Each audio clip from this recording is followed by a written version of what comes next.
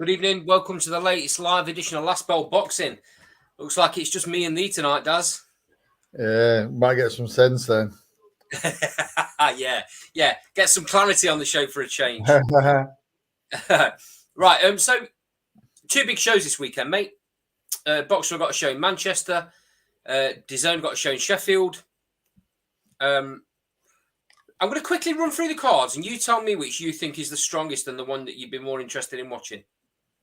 And then we'll talk through the cards after. So, the Boxxer show in Manchester, obviously headlining is French on Cruz DAZN against Savannah Marshall for the undisputed super middleweight belts. Natasha Jonas is looking to become a two-weight world champion for the vacant IBF world welterweight title against Candy Watt. Zach Chelly goes in against Mark Jeffers.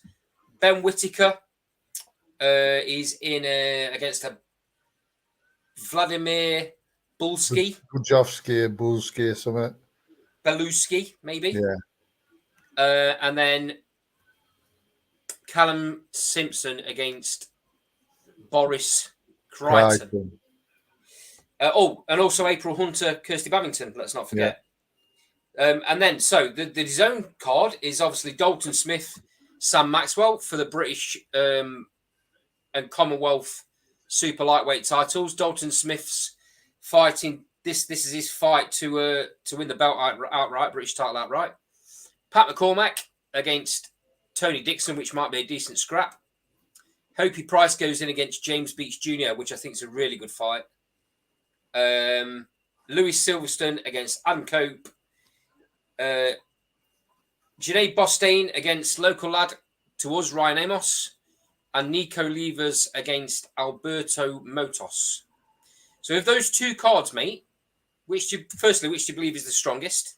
I think Boxxer's slightly stronger. I agree. Slightly.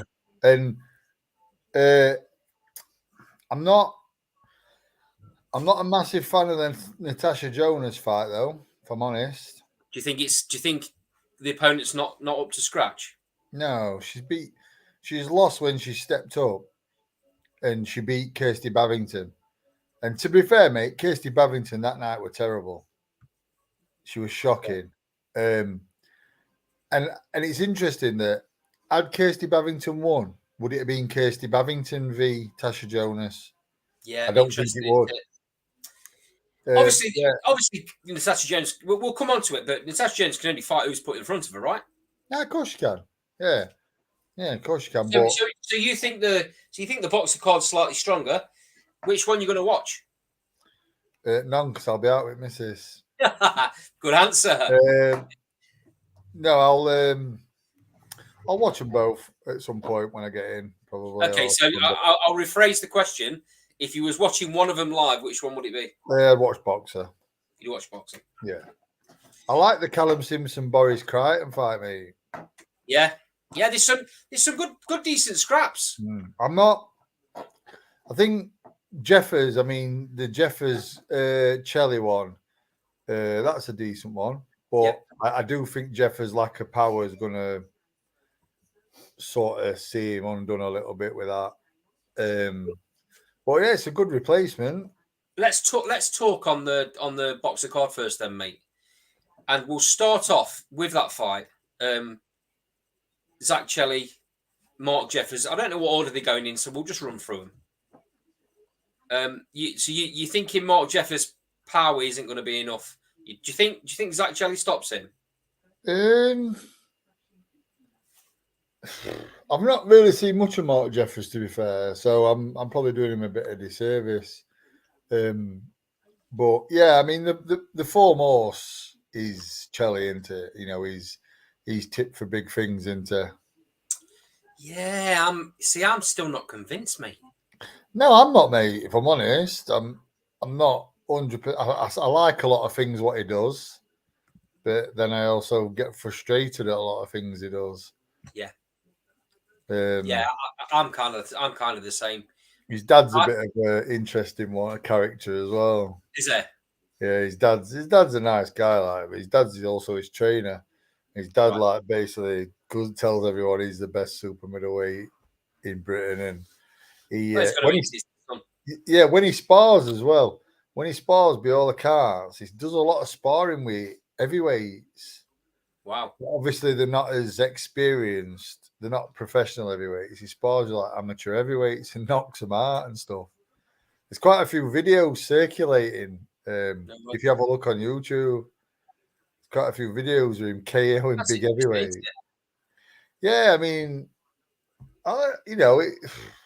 each to your I own. don't really understand the logic behind that, but No, it baffles me, to be fair, but it's just what he does and just what his dad has him doing. So yeah, it's an interesting one. If you have a look later, there's a few videos. yeah, I might do. Yeah, Of him sparring big heavyweights, amateurs who have had probably 5 or 10 fights, and Zach KOs a couple of them. Strange. Okay, moving on then. The enigma that is Ben Whittaker. This will be his full pro fight. I love what Ben Whittaker stands for. I've got to be honest, mate. I heard a little bit of an interview with him today, and he was quite humble. Yeah, he's got that cheeky side. He's very confident. There's a fine line in there between confidence and cockiness. Yeah, but what I always say is if people like you, they'll watch you. If people don't like you, they'll still watch you. They want you to lose. Yeah. So he's got a little bit of that, hasn't he? A little bit of the dare I say, Nazim Hamed. Yeah, he has. Yeah, he's a bit like Marmite, isn't he? Yeah, and maybe maybe a Eubank Senior, that kind of. I like him. I do. I like him. I do. Some of the things that he does in the ring, though, I think a little bit disrespectful. Like when he's hurt somebody, he'll do like a stupid dance or a.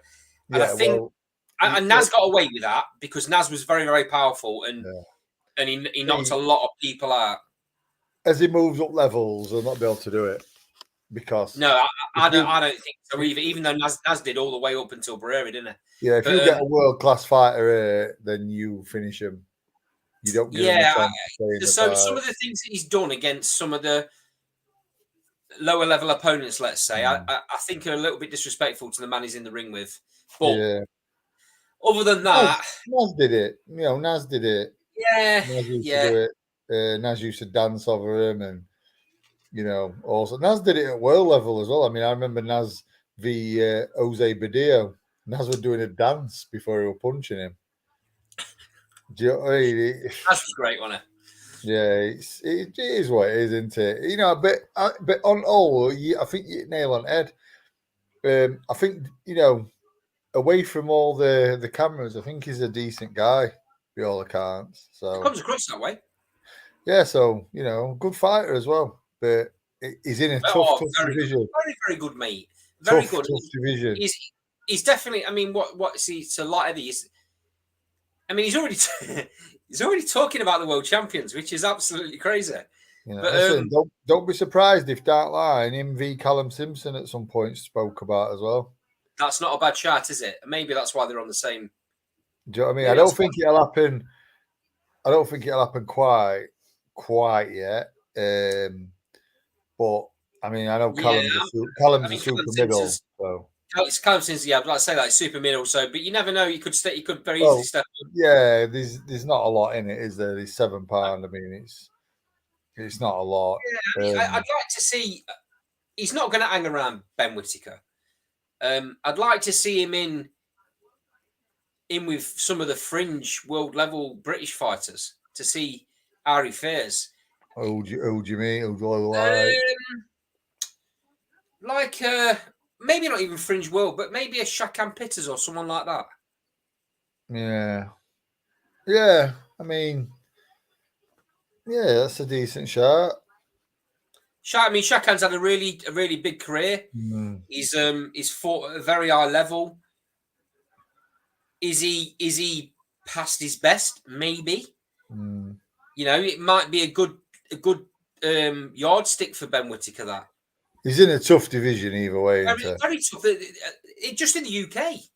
You know, you've got some fantastic fighters in that division in the UK. So yeah, he's going to find there's a big jump between British level and the English lads that are looking at world level. Yeah, of course it is. Yeah, there's a big jump. So he'll have to get his toes wet at some point. yeah. Okay. The one I'm obviously really, really interested in getting your We've thoughts on. got a bit of a comment. Ben Whittaker is a hype job. Prove nothing. I mean, I think that's a little bit harsh. To be fair. Boxing historian. I think you've only got to look at his amateur career, mate. Yeah, it's a little bit early to be saying he's an hype job. To be fair, as a professional, as an amateur, he's obviously not an hype job. You know, he had a very, very good amateur career. He's had 3 fights as a he's only had 3 pros. He's been injured as well. He's been injured as well, by the way. Yeah, I mean, hype job. What is Olympic? What were Olympic?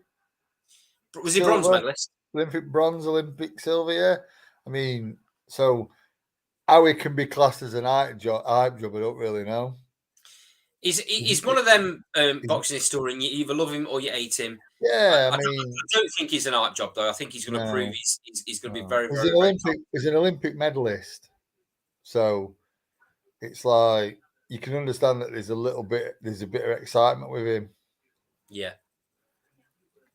Once he gets in with a live dog, he gets KO'd. Wow.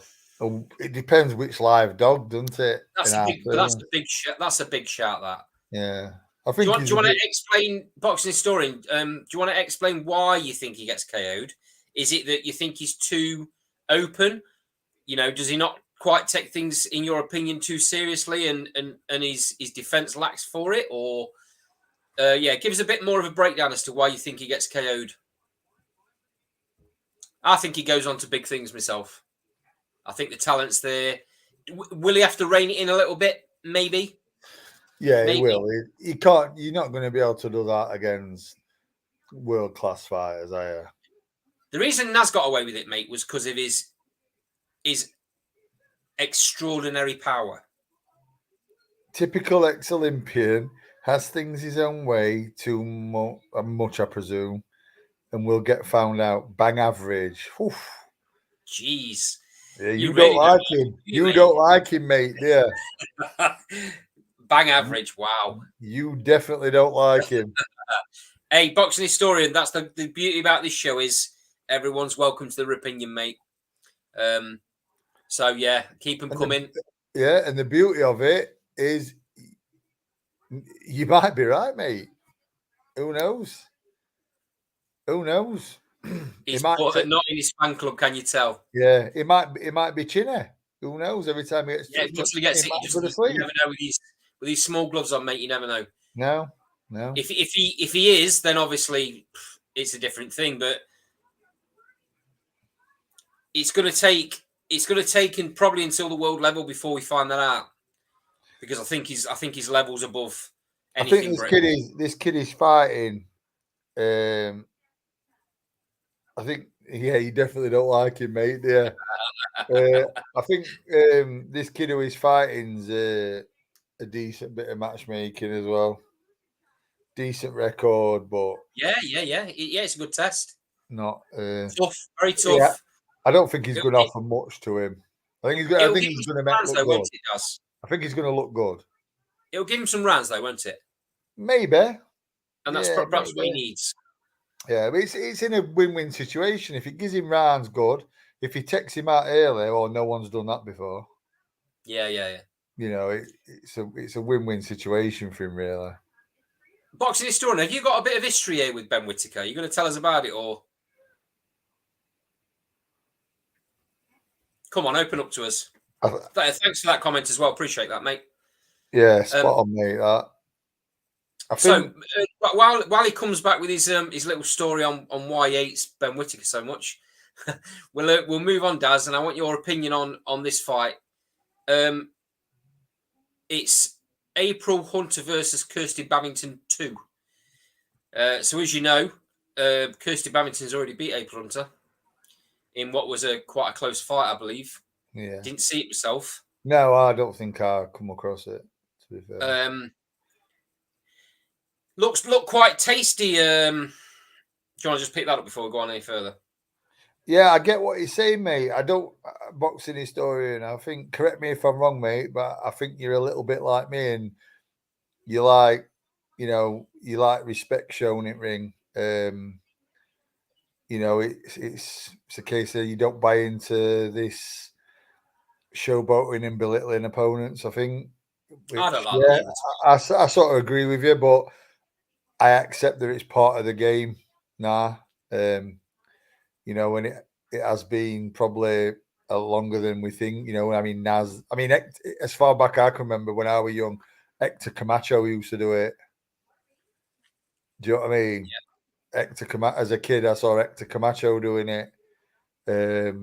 So, yeah, I totally agree with that, mate. Trade leather, shake hands, and in an ideal world, that's how they'd all do it. But fortunately, it's a little bit more of a business now, I think. If I don't know if you heard the comment that I said earlier on Boxing Historian about he seems like a completely different character when he's outside the ring. He's been interviewed. He's very respectful. Yeah, he has a little cheeky comment about bling and about putting on a show and all that. That's just his personality, but he's very respectful. I just think he turns it on when he's under the lights. I just think he likes to show. That can have a reverse. That can have a reverse effect. That though, because then people can view you as being false. Yeah, maybe. Do you know what I mean? So that can have a bit of a reverse effect. It can be like, well, it went like that other day. Now he's spouting off his this and other, and other day he's like all humble. But now he's spouting off like he's the second coming of Sugar Ray Robinson. So it's all false. So it can have a reverse effect, I think. So listen, I'm old school with it. You know me, Andy. I'm like, be yourself. Yeah. Be yourself at all times, and then you don't have to worry whether you've put your mask on or not. Yeah, I agree, mate. Okay, moving on then to the first title fight of the night. Natasha Jonas aims to become a 2-weight world champion as she fights for the vacant IBF world welterweight titles. Now, I believe she wins this fight, mate. She's going to get a crack. Winner of McCaskill. No, I think it's more not winner of McCaskill Ryan, isn't it? Yeah. Jessica McCaskill, who holds the other belts. Well, she's signed to fight for Sandy Ryan, hasn't she? McCaskill and Ryan's been signed, apparently. Has it really? Yeah. Wow. Yeah. What a fight that is. Yeah, apparently McCaskill and Ryan's been signed. Wow. That's a terrific fight. Sandy Ryan's got some cojones, she's quality. Wow. She is quality, mate. Yeah. To have moved, I know we're coming away from Natasha Jonas, we'll come back to it in a minute, but to have moved as quickly as she has through the pro ranks, she's took some big steps and proved herself each time. I think she's real quality. I've got a lot of time for her because she doesn't mess about, mate. She just gets on with it. Yeah, it's been signed. So Carl, who's not on the show tonight, unfortunately, is doing a little bit in the background while he's doing other things. He's confirmed it for us, and he thinks that Sandy Ryan's getting her at a good time. McCaskill's still absolute quality, though. Don't be misled by the last defeat against Chantel Cameron. No, because Chantel Cameron's top draw. Chantel Cameron's one of the best in the world, mate. Yeah, Chantel Cameron's top draw, but it's just an interesting dynamic to me. We're like moving back on to Tasha Jonas. I mean, yeah, by all means. I mean, she's probably not a natural 154 pounder. Oh no, she's probably better off at welterweight, but I think there could have been a better opponent than this. I mean, the thing is, if you think about it, Natasha Jonas is a natural super feather. Mm. She was, that's really where she's at. I mean, she moved up to lightweight to fight the Queen, didn't she? And that was a very, very close fight. So the fact that she's moved up like 2 or 3 weights to become a world champion, which obviously she's craved for because she wasn't really getting the opportunities at her own weight. Big props to her. Big props to her, mate. Yeah, I mean, it's she's got this opponent. It's not her fault. But I just think there were a better opponent out there, surely. That's an interesting one from Boxing Historian. Jonas is a top draw fighter, could do with moving trainers, in my opinion. Natasha's very, very, very loyal to Joe Gallagher. Why? Why? Can you just say, Boxing Historian, why you think that she should move? It's just not in the Joe Gallagher. No, that's what Carl's put in it. Yeah. Oh, is it? Yeah. Can you just can Boxing Historian just say why quickly? Just why you think she should move? I mean, if you look at what she's done recently by sticking with Joe Gallagher and not, Joe's a very outspoken coach. Joe G has cost her opportunities due to conflict with certain promoters. That's from Carl. Well, maybe Carl, but he's also got 3 belts. He's also got 3 belts at super welterweight. So he's not done a bad job, really, and he's now getting her a world title shot at a second weight. I don't really buy into this. It's all down to Joe Gallagher malarkey. There's lots of other. Joe's very, very loyal to his fighters, and if he thinks that his fighter's being hard done to, then he's going to back them up. The way he goes about it sometimes may not be right, but I believe what he's doing for the fighter. I don't think he's doing it for himself. I don't think she should move anywhere. But why would she? It's working. Whatever she's doing with Joe Gallagher in that gym's working. Why would she change it? She's been with him since she turned pro, I believe. Why would I don't get it, mate. I don't know. I think the thing what you got to look at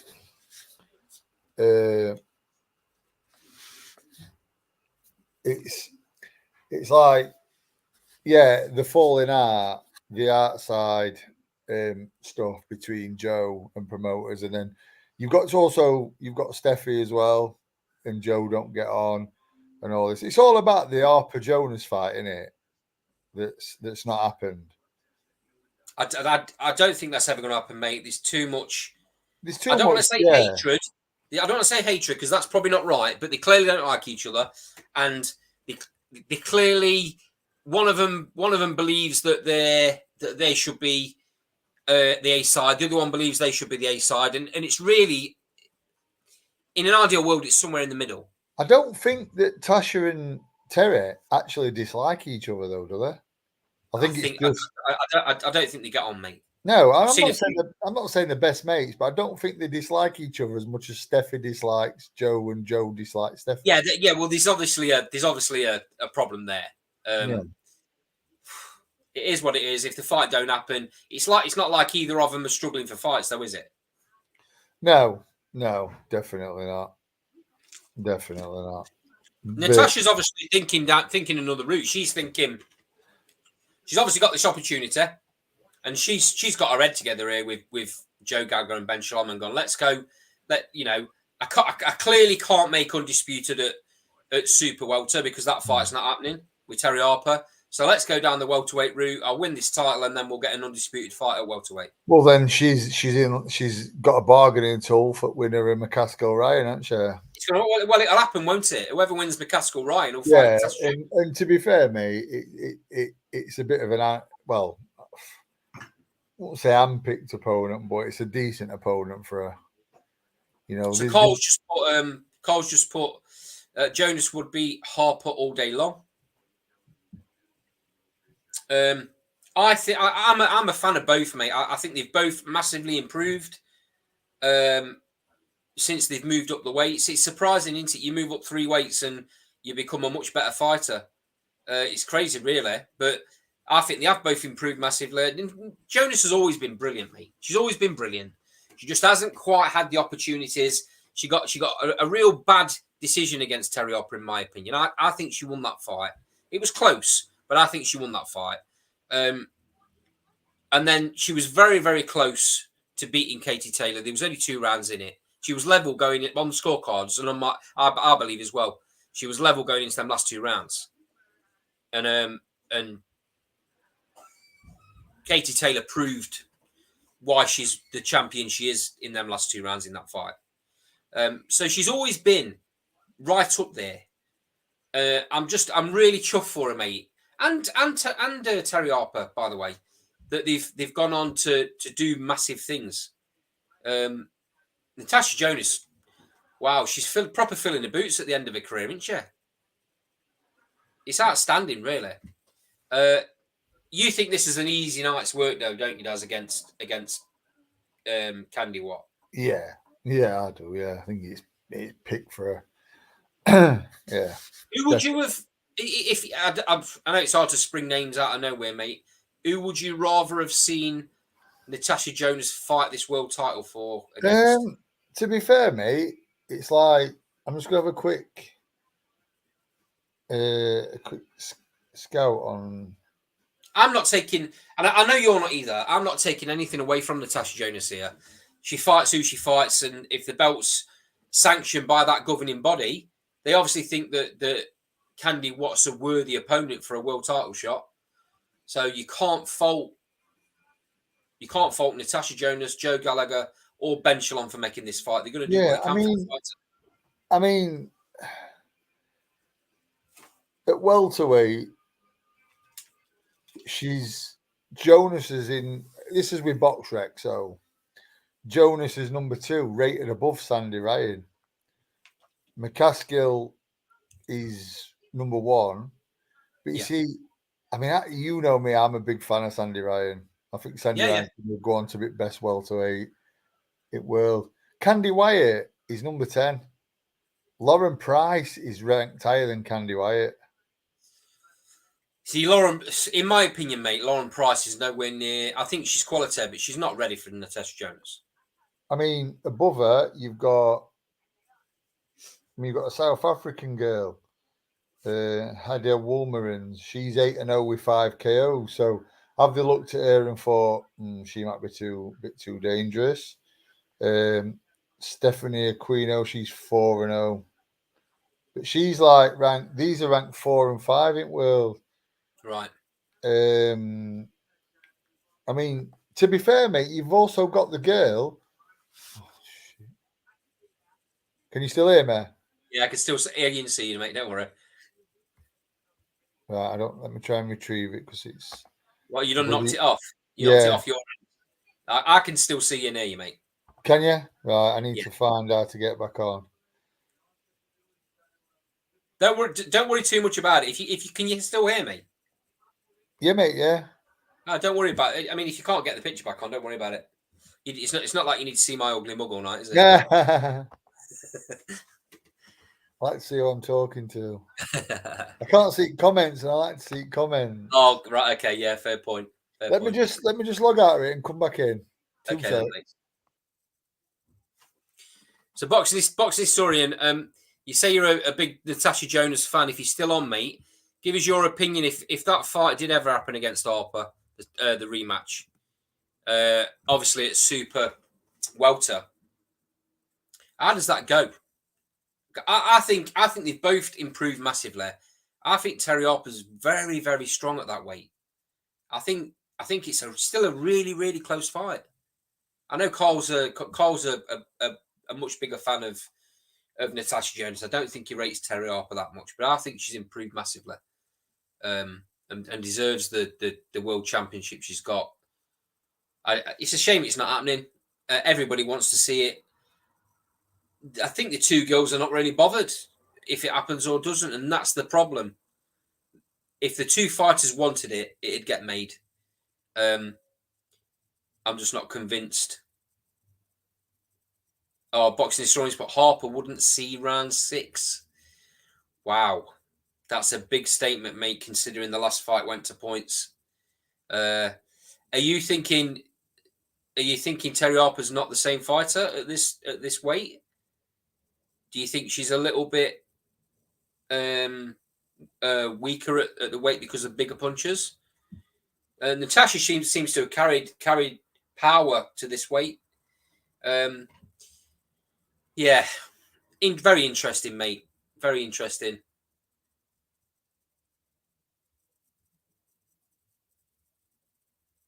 Who's your boxing historian? Who do you have against Jessica McCaskill and Sandy Ryan? I think again that's a massive fight. I've got you back, mate. Can you see us? I can, mate. Yeah. Just like going for opponents. I mean, I found a couple of decent ones, to be fair, that I think would have been better fights. I mean, you got Patricia Bergel, the Swedish girl. I mean, she's already lost to Natasha on points. Maybe that's why that's not happened then. But got a win since. I mean, there's the girl. I know she lost to Sandy for world title, Marie-Pierre Hull, but she didn't disgrace herself. You know, but it's coming off a loss, so for a world title. But I mean, right at this minute, mate, I'm in agreement with you. I think Sandy Ryan becomes the best welterweight in the world. But right at this minute, until she beats Jessica McCaskill, you have to say that Natasha Jonas edges that fight right at this minute. yeah, and if you're putting them ranking wise, you've got to put Jonas above her because of what Jonas has achieved. But what a fight! If that ever comes off, mate. You see, I don't think they're going to hang around with Lauren Price, mate, either. If I'm honest. Well, the massive fights to be made, aren't they? So you're going to get Sandy. If Sandy Ryan beats McCaskill, Boxing Historian thinks Sandy Ryan beats McCaskill. She's on the slide. Ryan is the hungrier fighter. She's definitely the hungrier fighter, without a shadow of a doubt. I don't think McCaskill's as done as people think she is. Like I just said, don't judge her on Chantel Cameron, because Chantel Cameron's world class, elite, in fact. I think she's as good as anybody else in world boxing, and I've said it for a while. She's proved it, obviously, by doing what she did to Katie Taylor, and she'll do it again in the rematch. Yeah, so I'm not quite in the opinion that McCaskill's on the slide as much as people think. Come on now, McCaskill's better than that, mate. So Boxing Historians put, Andy, you give her a harder fight than McCaskill. I think Sandy Ryan knocked me out cold, mate. That's all I'm saying. Yeah, absolute quality. From where Sandy Ryan's come from and how quickly they've moved her, it's been absolute brilliant management and training from Clifton Mitchell to believe in her the way he has. Outstanding. Because they put her in fights, mate, that she shouldn't have won early on. And she got that loss, didn't she? But then fought the girl back straight. Can't remember her name now. Yeah. Learn from it. Oh, absolutely. Absolutely schooled her in the second fight. Yeah, learn from it. And that's probably the making of her. It's probably been the making of Sandy Ryan, that fight, losing that fight.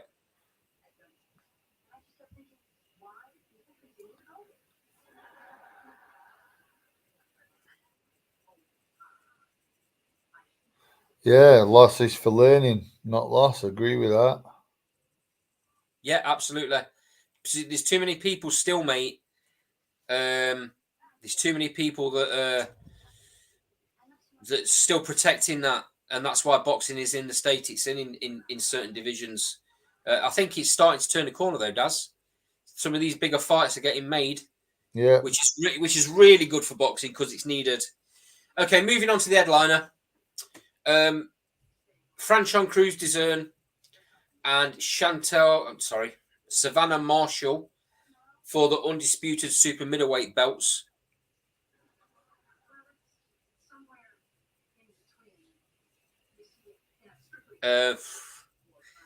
For the undisputed super middleweight belts, break this one down for me, Daz. I'm a bit baffled by it, to be fair.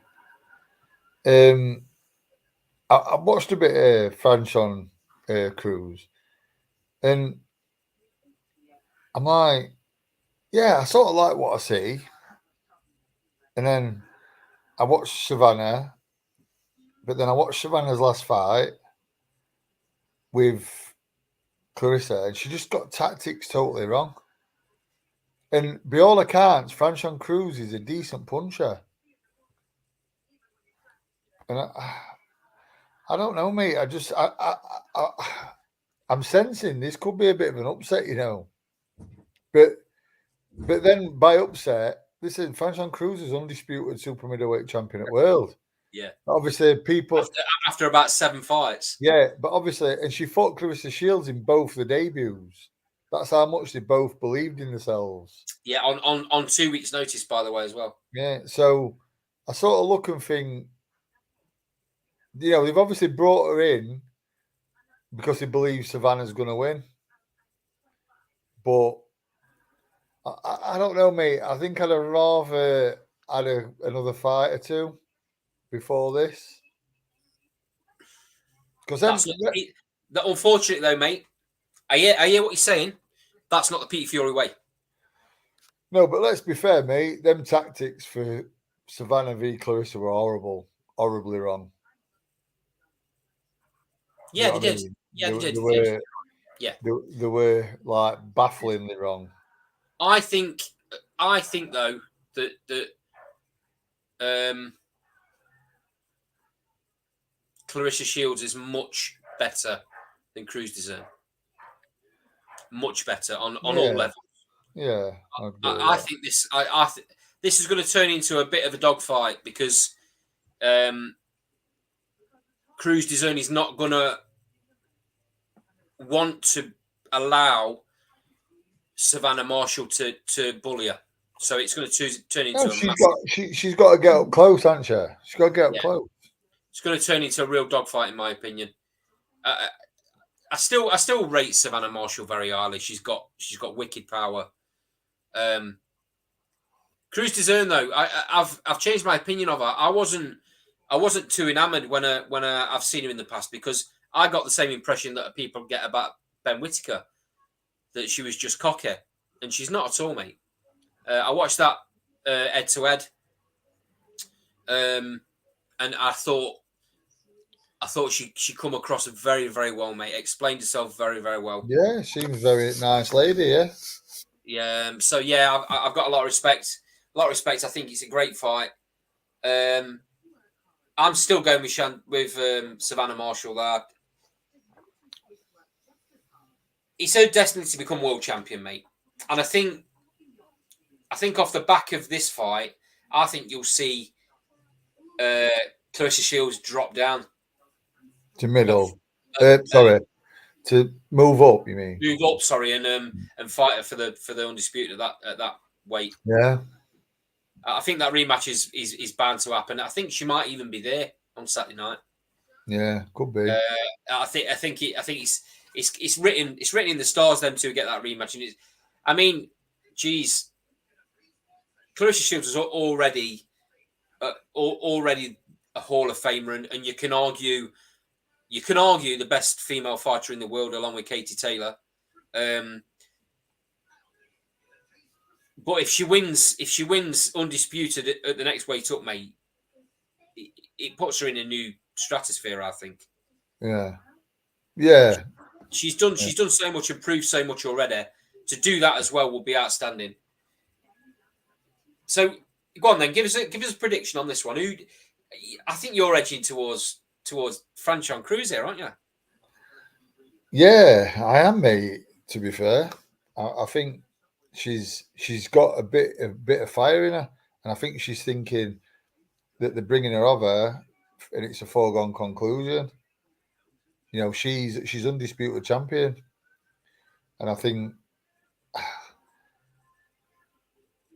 it's an odd one, mate, because I think if they get tactics right this time, then Savannah could win every round. But I just think, I don't know, mate, there's something niggling at me about it. Do you know what I mean? When you've got a bit of a dodgy feeling about something. Yeah. You know, I like Savannah Marshall as well. They say I picked Savannah Marshall to stop Clarissa Shields. I did as well. And I'll stand by that. Do you know if Savannah Marshall, when she backed Clarissa to ropes, if she'd have touched her twice and then front right hand and touched her with left hook and then stepped off her half a step, not fought Clarissa's fight, I think she'd have won every round. Yeah. She'd have forced Clarissa then to think, right, well, I've lost the first 5 or 6 rounds. I'm going to have to go for it. So she'd have forced her to fight in a totally different way. And But probably she got to hook on someone. Played into her hands, just walking into her. Yeah. Well, maybe. I mean, well, you know, I would suspect. I mean, I think Peter Fury's a brilliant coach, and I think that they'll learn from that. I think they were a little bit surprised at just how tough Clarissa Shields was. I thought they thought that she'd crumble a little bit, and that clearly didn't happen. But that's when that's like when you're relying on power. You're thinking, right, I'll just go out. Maybe, but I think they thought that they Savannah, thought as soon as Savannah hit Clarissa clean, she'd put her over. Yeah, like a lot of us did. Yeah, but all she did is she just walked towards her, walked into her, and allowed Clarissa to pick her off. Yeah, Clarissa boxed brilliantly, though. Let's be fair. She was allowed to. Yeah. Okay. I mean, look at the size difference, the reach advantage. Yeah, I agree, mate. Completely agree with you. The same for this fight. The height and size difference is massive. Yeah. Use your attributes, Savannah. Exactly. Okay, moving on, mate, to the the DAZN card, which is coming from Sheffield. Dalton Smith's home patch, where he's looking to win the British super lightweight title outright. Let's quickly run through the undercard. So, Nico Levers, who's a local lad to us, Mansfield boy, comes out of the same gym as Dalton. He's in a bit unlucky, Nico, because he was meant to be on the Leewood Laura card in Nottingham, and he up until the day before the fight was on the card and he got injured, or was poorly. I can't remember which. And got pulled off the show, which he was obviously being a Nottinghamshire boy. He was really wanting to fight at the Motorpoint Arena in Notts. Gutted for him that didn't happen, but obviously he's got this chance to be on the big stage again. He's fighting a guy called Alberto Motos, who's 4-0. I'm sure, mate. I know that you've been in Steel City. I'm sure you've seen Nico about the gym. What's your impressions of him? I'll be honest with you, I've not seen him in gym. Have you not? When we've been, no, not seen him. I've watched him a couple of times. Like I've seen him. Yeah, I like him, mate. He's a good kid in there. Like Carl said, yeah, he's got levels in him, mate. He's a very good fighter. Very, very good fighter. He's going to be very good as well. But yeah, I've not seen him really. I don't really see anybody really. I just go in there and I'm obviously zoned in on what Nick's doing. Of course. I've had a couple of conversations, obviously. Spoke to Thomas Isomba and that. But yeah, mainly just talked to Pierce and Grant, really. Yeah. Okay. Moving swiftly on then, Daz. Moving swiftly on to Janae Bostaine, who's currently 5-0. He's touted as being the next big thing. So he's going in against super welterweight. This fight, 8-rounder. He's going in against the current Midland area super welterweight champion Ryan Amos. Now, obviously, this can't be made for the belt because Junaid Bostain's from Sheffield, and that doesn't fall under the Midland area. But Ryan is 10-0 with 1 draw. Very, very tough. This is by far the biggest and toughest test for Junaid Bostain. I know how you think the fight goes, so break it down for me, mate. I just think Junaid's destined for bigger. If I'm honest, mate, I had this conversation with Carl. I like Ryan. Get on with Ryan. I've been in opposite corner to Ryan, and he's very fit. You know, very, very fit. I just think he's a bit one-dimensional. I don't think he carries enough power to discourage Junaid. But that's a bit presumptuous on my part, which I acknowledge, because we don't know what Junaid's chin's like. No, because you haven't been it. Yeah, so you know, that's a bit presumptuous. I held my hands up and I accept that, but I think Junaid, you know, he's showing a lot, but he's not been in with anyone like Ryan. So I just think I think he's the real deal, if I'm honest. I think Junaid's the real deal. So I think it's going to be. I think it's 8 rounds, isn't it? It is 8 round here. Yeah. I don't think Ryan's going to disgrace himself, but I think he's going to be. See, I'd like to say I think he's chasing shadows, but I don't think he's going to, because I think Junaid likes to sit down on his shots. So, you know, I think it could be a late stoppage points for Junaid. Right. Okay. You know, I like them both. Do you know what I mean? Just before I give my opinion, then, Daz, I don't want to ignore this comment in the sidebar from Michael Roller. Good evening, Michael. We will talk about it, Michael. If you don't mind hanging around a little bit on the show, we'll talk about it, and you can give us your breakdown. He's asking about Joe Joyce in the rematch. We'll talk about that in a sec, mate. Let's just finish this card, and then we'll jump straight on it, Michael, if that's all right. So my breakdown on this fight is: come on, Ryan. You're being unprofessional again, Carl. Come on, I don't care. I don't care. I don't care, Ryan. So yeah, me and Carl have obviously spent a lot of time with Ryan. We've done a number of interviews with him and spoken to him a lot off camera, mate. He's an absolute gent. He's an absolute gent. Mate. He's also a credit to the community, Daz. Yeah, he has a lot of time for a lot of people in this area. Mate, I like him. I've spoken. I know you do. And I know your opinion's not coming from an era of not liking him. You know, you've obviously seen Junaid close up as well. Junaid's very powerful. 5-0, 5 KOs, all inside a couple of rounds. This is where I see the possibilities for Ryan, because he hasn't been dragged anywhere, Junaid. He's not been dragged into a tough fight. And I'll be very, very surprised if Bostain can do to Ryan what he's done to his early opponents. Ryan's much better than that and much tougher than that. So I think it goes very late. Could it go to points? Absolutely, it could get to points. Junaid might be in for a bit of a shock, you know. I think the way they've picked this fight, I think they've picked it because they don't think Ryan can punch. Let's be fair, mate. Ryan, and they've picked him because he's a Midland area champion. So it's a very good name. He's not a banger, mate. No, I know. He might not be a massive puncher, Daz, but he's very strong, very, very tough. Very, very fit. Very fit. Very fit, very strong, very tough. I've been in opposite corner to him, and the fighter I was in opposite corner to him said, I had no trouble with him, with his power at all.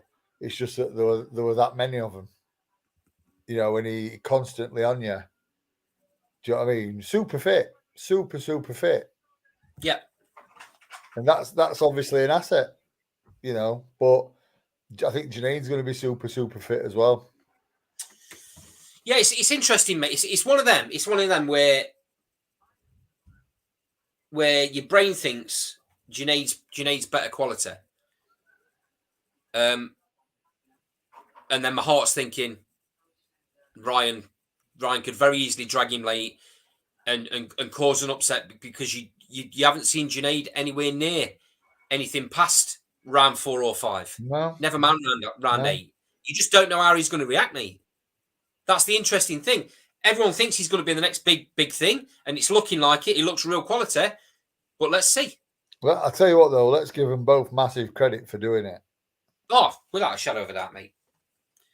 Right, moving swiftly on, Daz, because I'm conscious of time, and I want to get to this comment from Mr. Rowley from a little bit ago. So quickly, Opie Price, James Beach Jr. How'd you see that? Day long. Price all day long. I think so. James Beach he's got more fights under his belt. He's 15-4. He got beat last time out against a guy called Nathaniel Collins. He's also lost to Dennis McCann. Opie Price, yeah, I think he's quality Opie Price. I really do. So Cole in the sidebars put quality. He thinks Opie Price is quality. He's also put he thinks that Bostein looked nervous today. I've not seen press conference, to be fair, so I can't really say. He's also put, sorry, I know we've moved on, but he's also put, I didn't see that comment. Sorry, Cole. Do you think do we know what Bostein's chin's like? Not tested. Not really. I guess I'm biased and unprofessional as well. Back to Opie Price then, mate. I'm of an agreement. I think he's real quality. Real quality.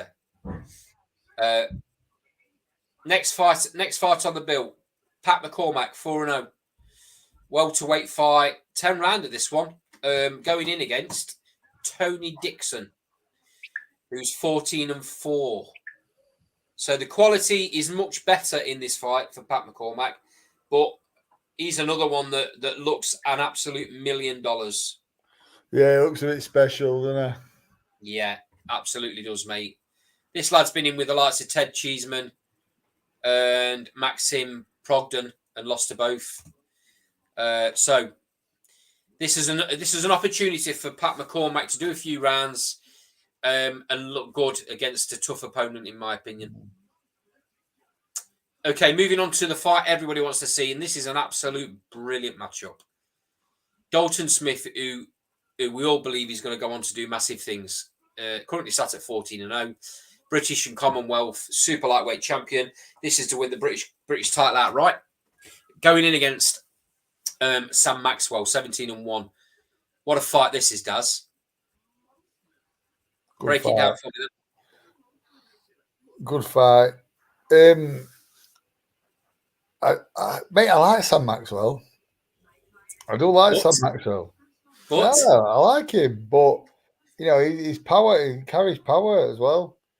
And it's a bit more intriguing because Dalton's not looked as good in his last couple. I was just about to say that. I think Dalton's looked. What's the word? Without meaning to be disrespectful to him, I think he's looked a bit flat. Yeah. I think whether it were, opponent. I don't know, but I don't know. I think Dalton will put everything right on Saturday. I believe Sam Maxwell's Dalton's toughest opponent up to date, mate. I think Dalton's completely switched on for this fight, and you're going to see the Dalton Smith that everybody expects him to be. Yeah, I mean, I think Dalton's got too much quality to get. But listen, saying that, Maxwell punches hard, but he was getting the face punched off him again with that French kid. Yeah, and he pulled it out. I don't think he'd get that opportunity with Dalton. Dalton's a spiteful puncher himself. Very, very good. I can just see Dalton breaking him down, mate. I can see Dalton breaking him down and stopping him around 8 or 9. Right. Okay. Yeah. I think it maybe goes a little bit longer. I do think Dalton Smith stops him, but I think it'll be very late. I think it might. It could even be last round. Yeah. But Dalton's quality is just outstanding. I just hope we see the best of him. Mate, he's ever such a nice kid as well. Is there? Oh, mate, yeah. Proper nice lad. Yeah. To be fair, mate.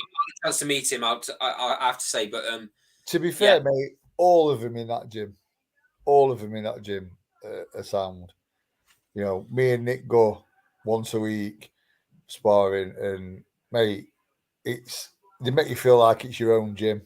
Do you know what I mean? Yeah, mate. That's it, mate. That's good. Yeah, Grant Smith, sound, top man.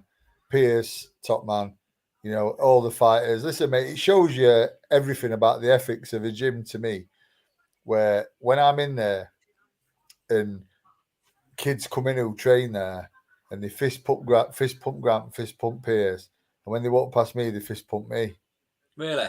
Yeah, and that's how it should be. There's not, there's other gyms like that. Obviously, our gyms like that. Yeah. That's how it should be. It's a respect. Yeah, you do those see, don't you, Daz? You do see a lot of gyms where a fighter from another gym comes into spar, and all of a sudden the atmosphere changes in the gym. Yeah, it's like it can be like Listen, it's like Nick's been over there. Nick's sparring with, Nick's done some sparring with Benny Jones, who's a top quality girl, professional ex-Team GB. She's also sparring with Ivy Jane Smith, who were on Team GB, I believe, an amateur. Mate, listen, that girl is quality. Do you know what I mean? And do you know what? Not just that, mate. They're all absolutely salt of earth. They're all absolutely brilliant people. Do you know what I like, mate? They'll spar and then they'll sit smiling with each other after, breaking down what they've done and, discussing things. And it's just, it's a brilliant gym, mate. And they're all good people. I can't speak highly enough of them. And plus, I always get a cup of coffee off Grant's dad and a Viscount, so I'm happy. Just a comment to pick up from Carl in the sidebar. Maxwell will be motivated for this fight. I think he has suffered from not being motivated in past fights in his career. He's also put the only thing about Maxwell is he can feel sorry for himself during fights if he's getting a bit beat up. You see, that could be his downfall, V. Dalton. Yeah, it could Dalton gets on top. Yeah, definitely. It could be hitting fresh air, mate. Yeah. And he just get broken down quicker. Well. Okay, that's the two shows over and done with. So I want to pick this. I'm very conscious that we've had a question in the sidebar. So Michael Rowley, thanks for joining us, Michael. By the way, he's asking whether Joe Joyce can overturn the can only be described as devastating loss last time out against Jilly Zhang. I mean, it was a serious beating, wasn't it, Daz? Yeah.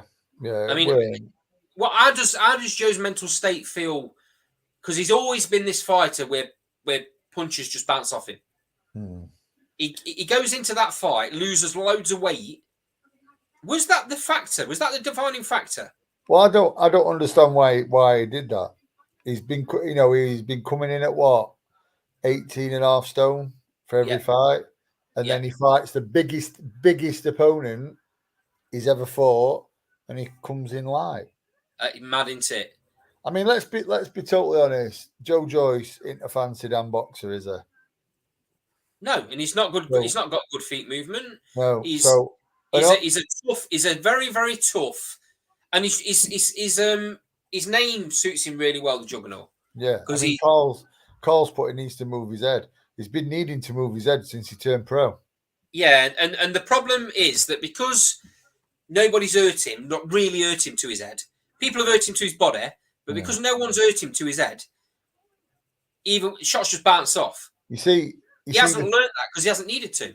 No, you see, the thing is, as well, it's like I always said, he's one of them. He's going to get old overnight. He's going to get he's going to get his chin's just going to crumble overnight. But what I didn't take into account is your facial structure could give way as well. No. Do you know what I mean? I mean, So, he's never got marked up like that in a fight. no. All of a sudden, he comes in let's against. be fair as well. Let's be fair. He got Bambi legged in that fight as well, which is alarming. Yeah, he That's did. quite alarming. He did, but he was getting constantly in that eye was shocking, mate. Michael, give us your opinion on it then, mate. You know, you've asked the question, so let's hear what you've got to say about it. Carl in the sidebars said on TalkSport, Joe Joyce was on TalkSport, and he says the weight loss wasn't planned. He didn't do anything different in camp. How can you lose that much weight if you've done nothing different in camp? Was he badly then? Was he badly? Maybe he's saying that without saying it does. Yeah, was he badly? I mean, what did he come in at for Zhang? Quite a lot less. He come in at about 17 and a half. I was going to say, was he a stone lighter? Yeah, about a stone, maybe a bit more lighter. I mean, yeah, you something's happened in camp on it. Something different's happened. You've either been ill or you've drastically got. I mean, I don't understand why. I mean, it's another case of changing something fixing something that's not broken, because everything before that has worked. Exactly. So, but now he's had this loss, fighting the same way Daz. What has to change? I mean, but my personal opinion is he isn't with the right coach. Who's with Ismail Salas? Yeah, Salas is a coach that has fighters that box. I just don't really get it. I don't really get the combination. I don't understand. It's just not the right. It's not the right coach for Joe. What do you do with him though? What do you do with him? With Joe Joyce? Do you get him? And as a coach, do you think? Listen, you're never gonna be Muhammad Ali. No. You're never gonna, be slipping, sliding, all this.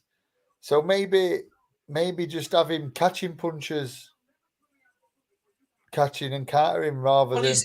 His engine's that good, mate. And it's been that good throughout his career. Walking people down. Walk people down. Put it on him. Yeah, but catch punches rather than eating him. Yeah. Well, that's the problem is I don't think he's had to worry at any point in his career about defense because shots have bounced off him. Now all of a sudden, I'll be honest. I don't think it's that. I think his defense weren't that good anyway. You just think he's not good enough defensively. I just don't think he's very good defensively. But the point I'm making is, Daz, and it's the fault of his coach. This, and the fault of Joe as well, but the fault of his coach mainly because the coach should be turning around and saying, right, you're taking all these shots. Yeah, you're walking through them, but you can't be taking that many shots. We need to work on your defense, and that's clearly not happened. Yeah. That's clearly not happened.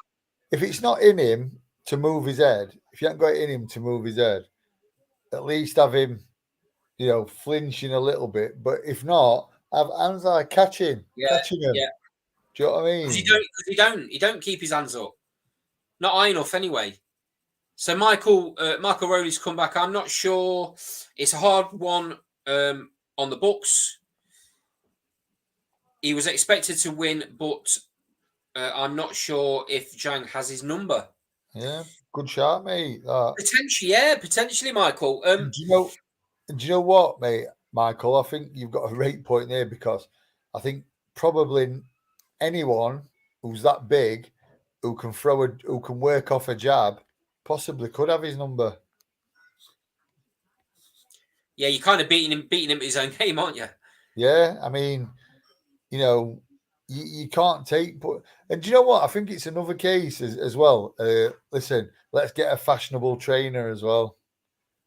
Let's not, let's not spend a few, spend a year trying to, working with different trainers and find one that suits me. Let's get someone who's fashionable and a name. Yeah. And it backfires. It backfires. I'm not anti-Joyce at Oh, all. look at this off Cole. Look at this off Cole. I'm not anti-Joyce at You're all. anti-Joyce. I He like. will stop playing late in this time round. We're not anti-Joyce, mate. We're not anti-Joyce. I've moved loads over the last year on Joyce's strength in the division. His air of invincibility is gone. You have to call Joyce for what he is, and he's not a fancy fighter. He's never going to be a guy that moves. Considering that's what amateur boxing is all about. He's never been the sort of fighter that can be on his toes. He's just not that fighter. Let's be fair, though, mate, as well. I mean, what if that had been Fury in opposite corner? Oh, well. Do you know what I mean? Fury would have just pinged his head off, wouldn't it? Yeah. I mean, listen, there are a lot of people saying that Joyce beats AJ, and I'm one of them. But then you look at that and you think, yeah, I mean, Anthony might be a bit gun shy, but you get behind that jab, and the blueprint's been shown, hasn't it? He's got to change. Something's got to change, mate. He can't go into the fight fighting exactly the same way. He can't win if that's the case.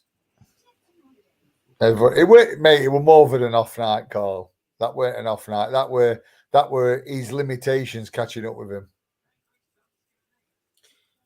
He's been hit in the face one too many times, is what it was. Yeah, and limitations. It's taken its toll. No comment on that. No comment on that. I'm ignoring that. It's nothing that none of us haven't already said previously on the show about Joe Joyce. Yeah. What I want to see now from Joe Joyce is a reaction. I want to see him try something different. Cole's trying to wind us up here, isn't he? I know he is. I like Conor Ben. Listen, he can come round to my house for an omelette anytime.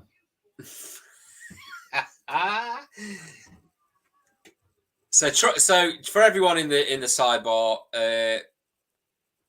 let's have a quick conversation about it. Yeah, I know they are. I know they're going to sanction it. I know. Cole's asking about Benny Eubank. I already know. Meant to be for September. They can't sanction it, Cole, until this document comes out. Apparently now there's scientific evidence. There's been independent scientists that can prove something about the testing process and how this sample ended up in Ben's system. If that's the case, let's hear it. Let's clear his name. Let's get on with it. It's bullshit. He cheated. Maybe, mate. Maybe. He cheated. No, maybe he cheated. Okay, maybe that's your opinion, and I respect it, mate. There's my scientific in his system. He got caught. It's in his system, isn't it? Right, and as Carl said on previous shows, he's whether he's allowing somebody to be his nutritionist and make all his meals and make all his shakes and dietitians. He's still got to be responsible. The worst thing is, what he got caught with is a masking agent for steroid cycles. That's the thing. It's a clomiphene, whatever it is. Is a masking agent for steroid cycles. Yeah. And Connor, put your hands up, mate, and just admit you got caught. He's not going to do that, is he, mate? He's not going to do that. No. Because he believes. What's it going to take? What's it going to take though for people to actually stand up and take a stand and say the problem in this case, Daz? The problem in this case is the fact that the samples are minute reading. That's the get out clause. It says minute reading. If it had been a massive reading, then he wouldn't have had a leg to stand on. The fact it's a minute reading, and you have a very split boxing community, because I heard Ricky Hatton on Talk Sport the other day. He's absolutely 100% certain that Ben hasn't cheated. Well, do you know clomiphene, whatever it is? that gets prescribed to increase fertility in women. That's what it does. It's prescribed to women to increase fertility.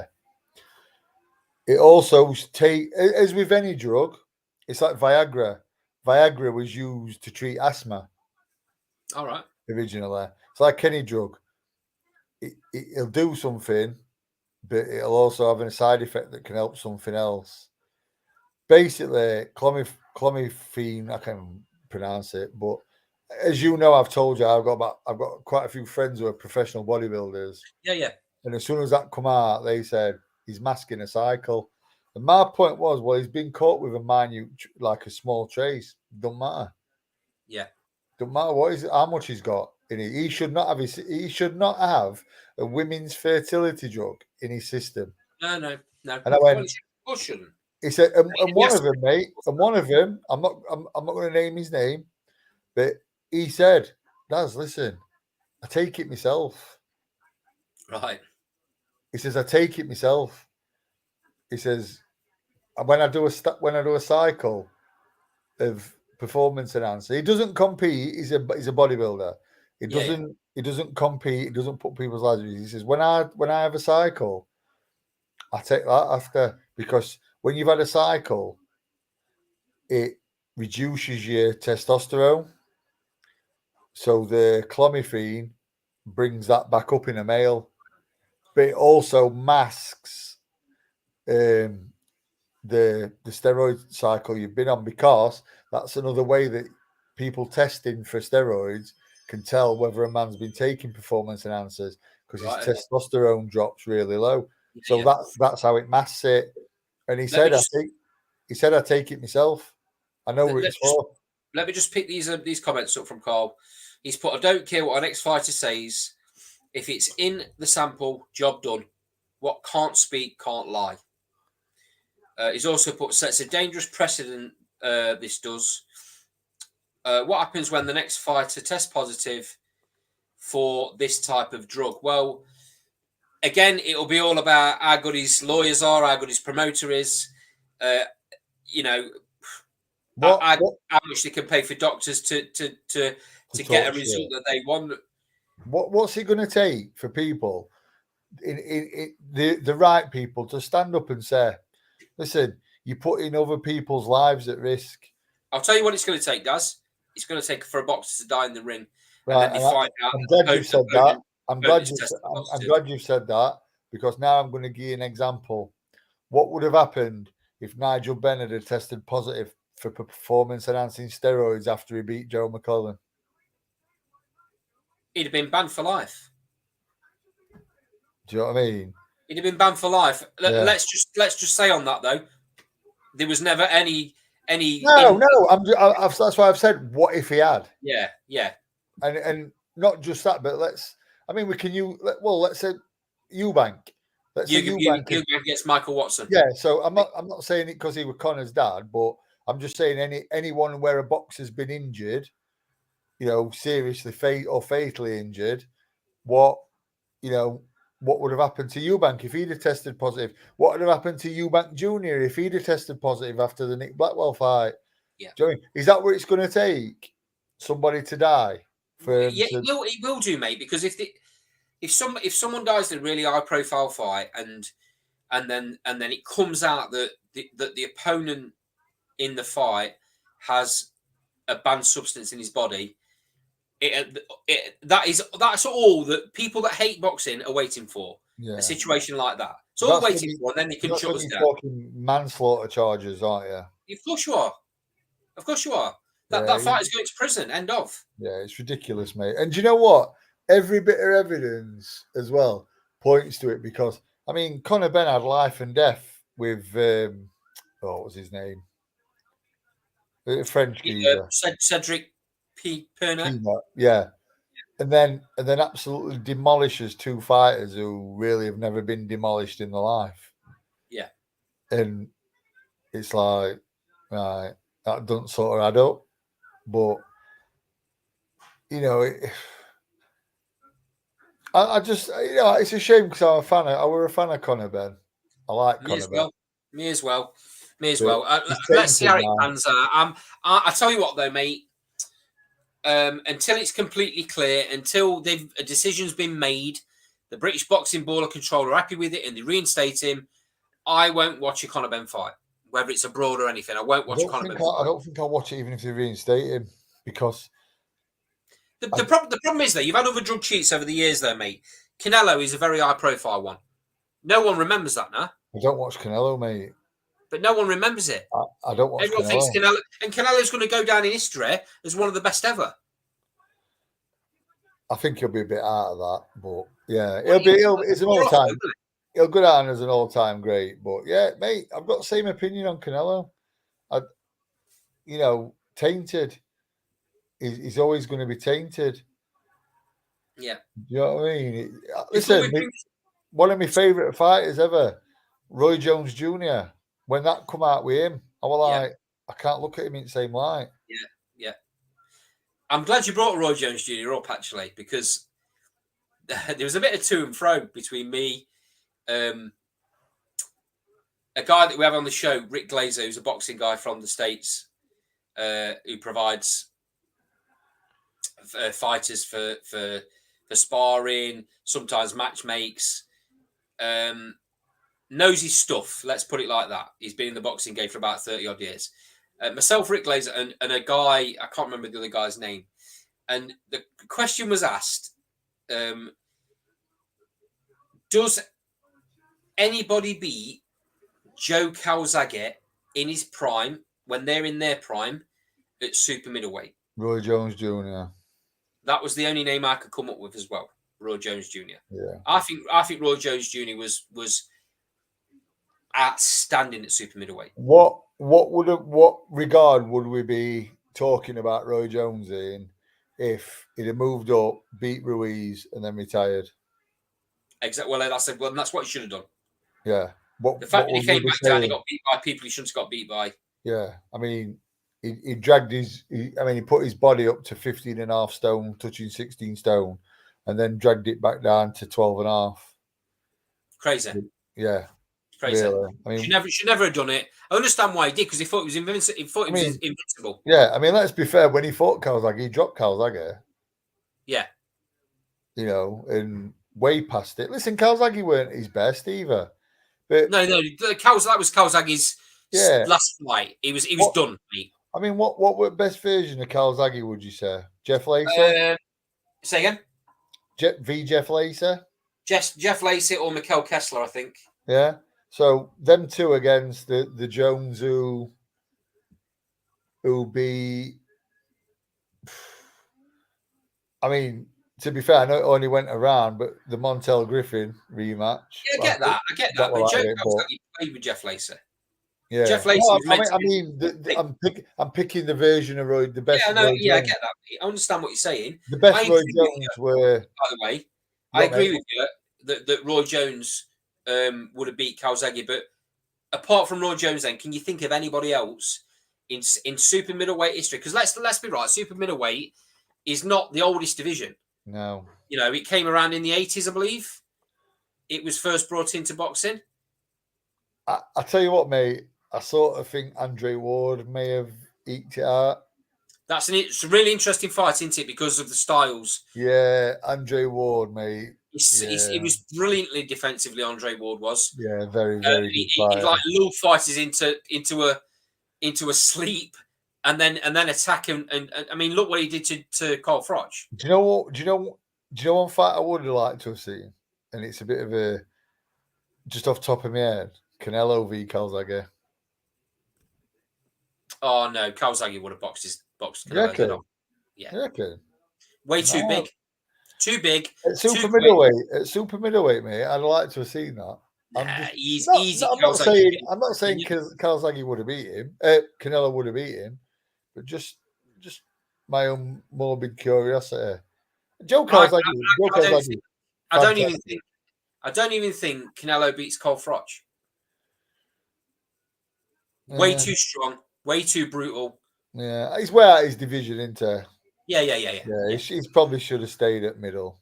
That's his best. But Canelo saw an opportunity, mate, very, very poor super middleweight division Yeah, now. yeah. Regarding super middle pass, I think in conversation that who would beat Calzaghe at the best, obviously apart from Jones, Andre Ward. Listen, a motivated and proper trained James Toney can't be overlooked either. Yeah, You it's not a bad can't, show. you can't overlook James Toney, mate. That geezer were a defensive genius. You know what I mean? And produced, unreal fire. These stories of him sparring at Kronk, and he spars like Thomas Hearns, everyone, and in between rounds, his trainer gives him a drink of Coca-Cola. No way. Turns up with 2 litre bottle of Coca-Cola, drinking that in between rounds, necking, guzzling it, and then goes out and, What? oh, mate, he did it apparently when he sparred. There's a video on YouTube, if you have a look, of him sparring Gerald McClellan. And apparently he did it in between rounds there, drinking Coca-Cola. Yeah. Unbelievable, mate. Unbelievable. Right. Um, The last. Sorry, mate. Go on. I mean, we never really got to see best of him at it, but his career as a middleweight, he was a lot more skillful than we saw against Nigel Benn. But Gerald McClellan, Gerald McClellan was devastating. He was a lot more skillful than we saw against Nigel Benn. He basically, there was a lot. I mean, if you read up on the fight, Manny Stewart does an interview on it, and Manny Stewart said, it was all wrong. He said Manny Stewart, the Gerald McClellan who I had, would have gone through his career unbeaten. Well, I think he lost the fight early on, but he said he'd have basically gone through his career unbeaten. He were competing with Thomas Hearns at 16-year-old, 17-year-old. But then Manny goes on to describe when he got in with that trainer with sailor hat on and everything just went wrong. He says when he found out about the preparation for the Nigel Benn fight, basically, apparently, it just considered of losing weight and just having to turn up and hit Nigel on chin, and that's it. And well, that was nearly the case in round one. Yeah, and listen, mate, an untrained McClellan nearly, pulled it off, but obviously he's apparently lost. That's what contributed to the brain injury. Apparently, he lost an absolute shit ton of weight. But I think the McClellan that we saw at middle, the skillful McClellan and the power, he could have been in with a little bit of shot. Robin Reed. Listen, Robin Reed arguably should have got a decision. According to some people, I had it close, but I had it close to Calzaghe. Yeah. By about 2 rounds. But I think some people at night scored it to Robin Reed. Yeah, I mean, Cole's mentioned Robin Reed. I think Cole Froch mentioned that Robin Reed, of all the fighters he's been in within his career, Robin Reed hits him the hardest. Yeah, could punch Robin. Yeah, could punch. But, it's like Kessler as well. I mean, they only fought once, Calzaghe and Kessler, didn't they? Yeah.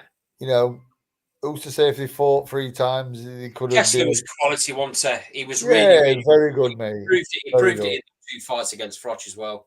Yeah, very good, mate. Both close fights. I think Froch. But I've got Tasha. Come on, Froch v Calzaghe. Who's put that? No, I'm asking you. Can't have enough. I've said all along, mate, and I'm a massive Froch fan. I've said it just recently on Twitter that Nigel Benn and Carl Froch are my 2 favourite British fighters of all time. I just love the styles, mate. I love the danger. I love the aggression. But in my humble opinion, Kawasaki beats Carl Froch. What about Ben? Froch was too big for Ben. What? No, Kawasaki beat Ben. Yeah. Yeah. Yeah. Kawasaki's skill levels were next level, mate. Froch would have behaved, Carl. No, Cole's always said this, mate. He's always said this, and it's well, I can tell you right now. I'll counter this argument. Kawasaki slapped. Kawasaki didn't slap. Kawasaki threw 4 or 5 fast shots open-handed, but the last 2 or the last 3, he turned the knuckles in, and that's where the power was. Right? I would also say onto that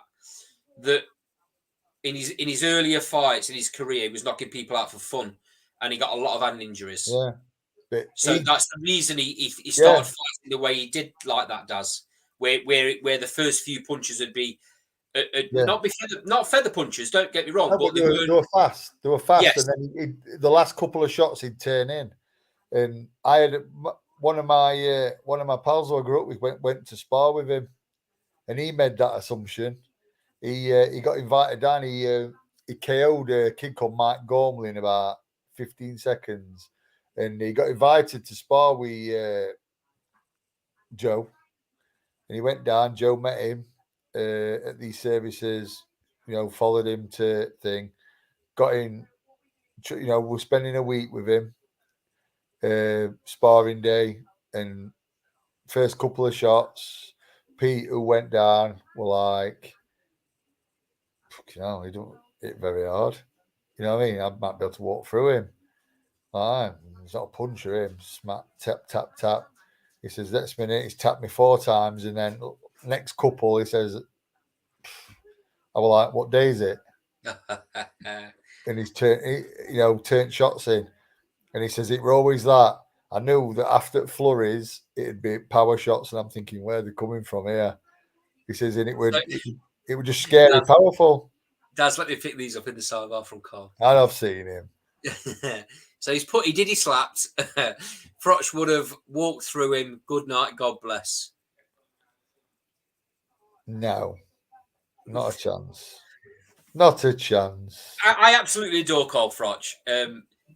He's given me some of the best nights of boxing that I can remember, mate. I have so many brilliant memories of Froch fights. But I have to be honest, and I have to say that Kawasaki beats him on points for me. What Carl's not thinking about is how good Kawasaki's chin was. Yeah. He finished his career with an O for a reason. Yeah. His chin was outstanding. I know Froch's chin's outstanding. Froch is maybe the best chin I've ever seen in boxing, but Kawasaki's so underrated. His chin was so underrated. His boxing ability was brilliant. His hands were so fast. He had great movement. It's a really good fight. It's a real tough fight. I'm not saying Froch is out classed or out box, because he wouldn't have been. Froch was a really, really, really, really, really good fighter. I just think Kawasaki was a little bit better. Yeah. Yeah. Yeah. I mean, I go along with that. I like Carl, though. Like I said, produce some great nights. I mean, I'll always say the best atmosphere I've ever seen when he fought Lucian Bute. Oh, mad, mate. And he come out to No Easy Way Out off Rocky, and everyone was singing it, including me. It was like, wow, awesome. Yeah. He's had some outstanding nights, and Froch's record is like 12 world title fights in a row. Yeah, which is just crazy against everybody and anybody. Listen, he beat some absolute. I mean, there's an argument that Froch's resume is better. Yeah, his caliber opponents. Yeah, I mean, on that argument though, I agree with you. It is better. I mean, Kawasaki was it 11 years as world champion? Yeah, WBO world champion, something like that. 10 years, something like that. And people put this argument across. Well, he fought a load of bums. Well, he didn't fight bums. He fought mandatories, and then when mandatories didn't want it, he fought the next in line. and it goes like that. The problem is the other world champions that were around at the time didn't want anything to do with it. No.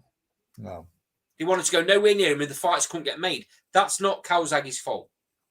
No. He beat who was in front of him, and when he did come up against world-class fighters, he dominated.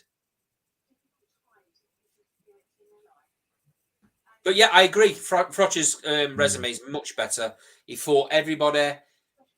I think people that fighters that turned Kawasaki down might have fought Froch in that era because people see Froch, they know how tough he is, but they also know that he's hittable. Yeah. And it gives fighters the belief, well, I've got a chance here.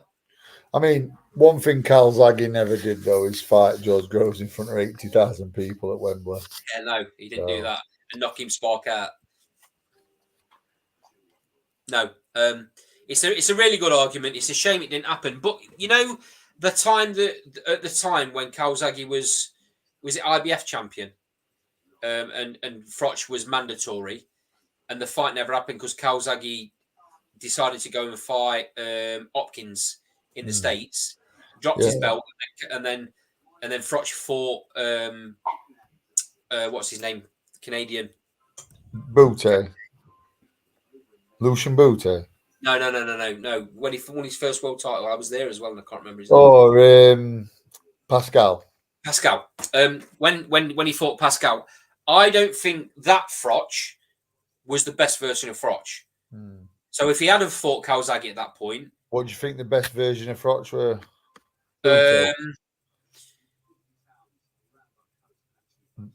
you've got to say either the best performance of Bute. Kessler 2 or Bute is the best version of Froch. Bute was the best performance. Yeah, but the Kessler 2 fight, mate. The Kessler 2 was the best Froch, I think. Yeah, he was outstanding in that second fight. Yeah. What you got to give Froch the credit for is when he got beat, he came back against a world champion and won straight away. I mean, listen, a performance you've got to mention. I mean, it weren't great, but how he pulled it out, Jermaine Taylor. Oh, mate, that's probably his best performance because he was losing the fight. Yeah. To have that lift in him in round 12, Jesus, outstanding, mate. Yeah, definitely. Like you say, it's a shame it didn't happen, but it just weren't meant to happen. So Michael Rowley's put Froch v Groves, great fights, and when they're together, I don't stop laughing, bounce off each other really well. They're quite good mates now, actually, which you wouldn't believe if you look back at the footage of the banter between them in the build the first fight especially. Groves proper got under Froch's skin in that first build up. I mean, Groves could bang. Yeah. Well, he proved that, didn't he, in the first fight? So another testament to Froch's chin, to be fair. Well, okay, here's a question for you then. How many other fighters would have got up off that shot from George Groves? What fighters we're talking? Past super middleweights, you mean? Super middleweights, yeah. Who'd have got up from that shot? I'll start with Roy Jones. I don't think he'd have hit Roy Jones with that, personally. So I'll take Roy Jones out of question. From what we saw, a straight down middle shot probably wouldn't have dropped Calzaghe. Oh, come on. Nah, I don't think it would have done, mate. No. Behave yourself. No, that shot from George Groves. Have you seen it in slow motion? It almost takes Froch's head. Yeah, it's the right shot. I mean, I think Calzaghe would have gone up though if it had been dropped. The thing about it is you can't say that Calzaghe wouldn't have gone up. If Froch is going to get up, Calzaghe's going to go up. Maybe, yeah, he might have got up. And I think Nigel Benn might have got up as well. No, I think he'd have iced Nigel Benn. Dear. Yeah. I think that shot. I know we judge Nigel Benn on his recuperation against McClellan, but we've got to take into account that McClellan weren't the peak prime McClellan. There was factors in it, but listen, Ben showed You know, in fact, I tell you what, I think if Ben did get up, he gets stopped. Yeah, I Do you agree. know what I mean? So I'm not going to say he gets knocked out cold, but if he's awake and he gets up, he gets stopped. Whereas Froch and Calzaghe, I think would have, I think Calzaghe could have done what Froch did and got through it. Yeah, what you got to remember is that people forget about that first fight because everyone talks about the end of the fight. George Groves bullied Froch in that first fight. You see, I mean, I always found Calzaghe struggled, not struggled, but when he got dropped off Byron Mitchell, it were an hook. Right. You know, when he were like hooking with hookers. So I think straight shots he sort of would have coped with a bit better. Right. That would be reasoning by saying it might not have dropped him because he might have took a bit of sting out of it. But I think if we're going to talk on the fact that, listen, it lands the same as it landed on Froch, I think Calzaghe probably would have been able to get up and do what Froch did. Kessler, I don't know. It'd have been interesting to see how that'd have. It was very tough, Wally Kessler. Yeah, Kessler was a tough geezer as well. That'd have been interesting to see how that shot would have affected him. So, comment from Michael Rowley. Eubank Senior, I think, would have just ate it. No, behave. Mate, Eubank Senior. He was tough. He would have just ate it and stayed stood up. Mate, Eubank Senior, mate. Wow. That chin. Yeah, I know he was tough, mate. I know he was. Mate, that shot puts anybody down. That shot puts the horse on the ground. Next level tough. Eubank Senior, mate, would have smiled at that punch. Oh, behave. Mate, look at what he took off Nigel Benn. Look at what he took off Ben. I know, I get that. I get that, but that as a one punch shot. Mate, look at the shots that he took off Ben. And look at what it took Carl Thompson to do to him. Look at what he took off Carl. He's finished by the time. Yeah, but still, look at what he took. Mate, yeah, no, I know. Don't get me wrong, mate. He's one of the toughest. He's one of the toughest fighters around. But I don't think he takes that shot and stands up, mate. I think he eats it and smiles. Eubank Senior. I can't agree with that. No, I do honestly. I think Eubank Senior's chin, mate, was something else. So, let me just get this comment off Michael Rowley. So he's put Froch lost to Kessler a few years after Calzaghe beat him. Oh, I've lost it. Hold on. A few years after Calzaghe beat him. I know it doesn't mean a lot, but there's a clue there, I think.